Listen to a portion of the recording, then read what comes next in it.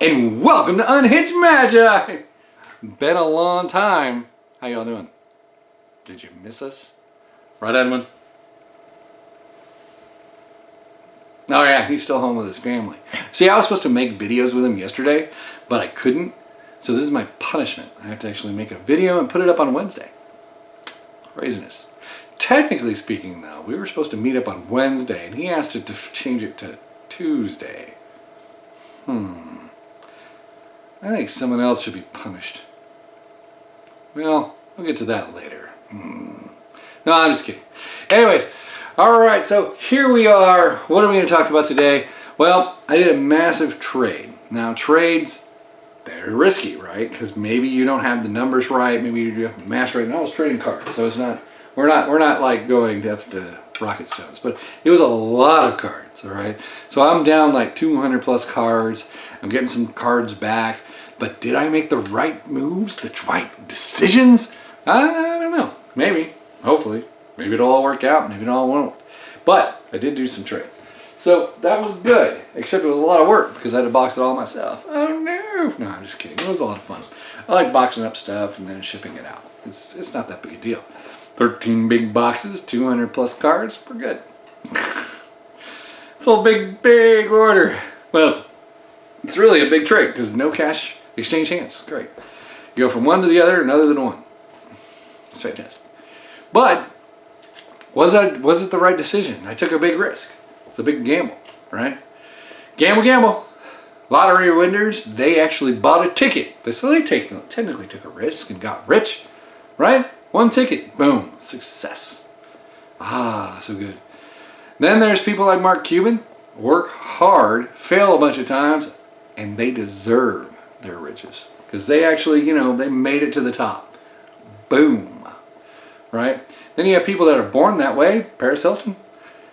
Would she be successful if she wasn't born that way? I don't know. I don't really think so. I think she has other people run their companies, Because she has a couple, but I'm pretty sure she has other people that run them. So I don't think she would be kind of an entrepreneur, right? But someone did take a risk, and that would be the Hiltons, right? They did, right? They took a big risk. They got the hotel chain going on, and it worked. Good for them. So there's always somebody in the line that actually took a risk, even if it's a lottery or bought a ticket. There's usually someone in the family line that took a huge risk. They went all in, they tried it. Now, why am I speaking of that? Well, when you think about it, most of the people that you know did something that are wealthy, most people that you know that are wealthy, did something that was a risk that could have led to failure, right? We might not even have heard of them before. Like John Cena, for instance. He was a wrestler, right? And he was living in his car. Well, if he would have injured himself, you probably would have never heard of the name John Cena. And you can get injured in wrestling pretty easily, You go up against someone who doesn't really know what they're doing and they accidentally break your neck. And now you're paralyzed for the rest of your life. I don't know if that's ever happened, so let's hope not that ever happening. But you get the idea. He gets injured, you never hear of him. And that's a big risk. He's risking his body just to get to where he is now. And he did. So there's always risk. Now, if a person has a comfortable job and it supports their family, what are the odds that they'll step out of that box and get to the risk to get to the money? Right? They won't do it because they're sated. They're like, I've got my job, my family's secure, I do want to be rich, but I don't want to risk anything. Because they don't want their family to suffer. It totally makes sense. Even if you know they could be really successful, they won't do it. You can take a person who makes lower than that, like minimum wage job. I know one person who, well, he's my friend of mine. He delivers pizza, and he is perfectly content just delivering pizzas. He has I think a master's degree, but in English, but he delivers pizzas. So, I mean, there is that. But he's perfectly content with it. I mean, we chit chat periodically, and then he does that. So that's good. He's happy. As long as people are happy, they're not going to move. Does he want to be rich? Yes. He mentions that a lot. He talks about money constantly, but in order to actually move up, he has to change his path, but he won't change his path because he's content. And that's the hard thing. Sometimes you just need someone to push you into that direction. I mean, Open Boosters, the channel wouldn't have existed if my friend hadn't told me, quit opening this stuff by yourself. You need to film this and put it on YouTube. So Open Boosters wouldn't even exist if he hadn't pushed me to do that. Right? So you wouldn't even have known me if someone didn't push me into making a channel, a risk, well, it wasn't really a risk channel for me because I was opening them anyways. But he pushed me into that direction. So sometimes you need that shove into that direction, right? Now, that's perfectly fine, right? However, now you can see why there's only a certain amount of the rich people and the rest of us down below are content. It's like the 1%ers and then the rest, right? And you wonder, and some people wonder why that exists. It's because most of the time, not the inherited ones, but most of the time, it's because we are not willing, or the people aren't willing, to actually take the risk. They want to go into, okay, so people will come up and say, hey, I want you to invest in my company, my name, like the Shark Tank thing, right? And they'll say, I'm going to open a restaurant, I'm going to serve tacos with jelly beans, and they're going to taste fantastic, and they give you a sample, and you're like, oh my gosh, these are great. And then they tell you their business idea, and then they tell them that they're going to pay themselves like $250,000 a year. Does that make sense? No, because they're not taking the risk. They're asking for a loan so that you pay them money. That's not taking risks, so they're not going to get that loan, right? You're not an entrepreneur if you're not willing to eat bread and ketchup, right? So, back in the day, I didn't like spending money. When I was younger, I didn't like spending money. I like putting it away, right? So, I ate bread and ketchup, and I would have some milk for protein. Perfectly good, and milk wasn't as expensive as it is now. So, it was good, 1 8-ounce glass, some ketchup and some bread, and on the weekends some cheese. Eventually I upgraded to Taco Bell, which is probably not good for my health, but bean burritos are cheap. Well, they used to be cheap. I think they're expensive now, but they haven't really changed their ingredients. So, anyways, so that's why I really like bean burritos. I always see, whenever I go to Taco Bell, I get at least one bean burrito, no matter what I'm getting. Doesn't matter, And because I gotta have that bean burrito. It's something about it. I don't know what's inside it.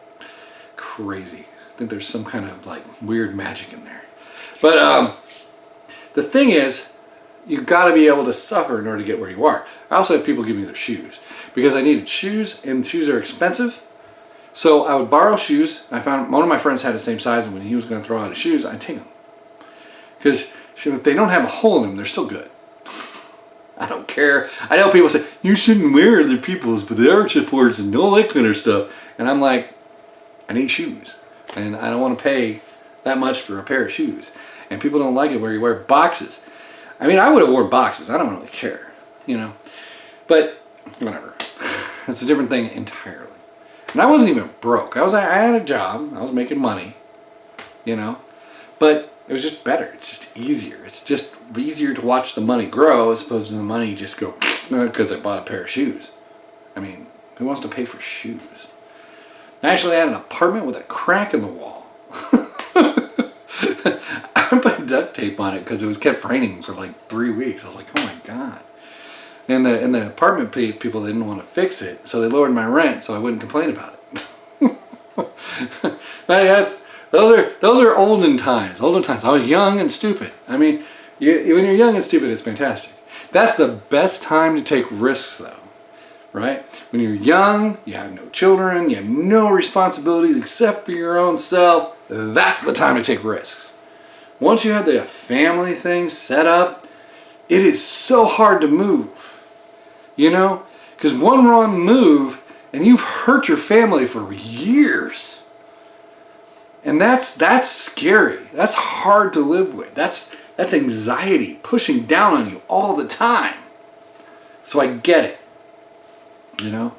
I get why people don't want to move once they've gotten to that position. Because I get emails all the time. I have family and that kind of stuff. But I really want to buy a box of Magic at the Gathering that'll soar like a rocket. It will not soar like a rocket. Now, people ask me all that all the time. You buy a couple of Zendikar Risings, they'll get to $500. All right? But it's not going to go to the moon. I mean, it's, you know, it's not going to be like tens of thousands of dollars in a week.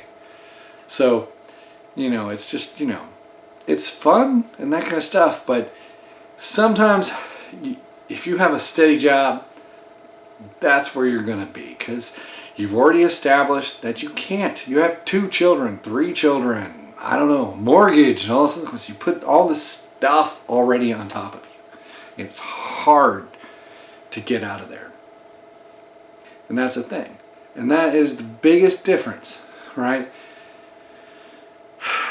When you're young, you can go be a doctor, dentist, lawyer, that kind of stuff. Those will get you there.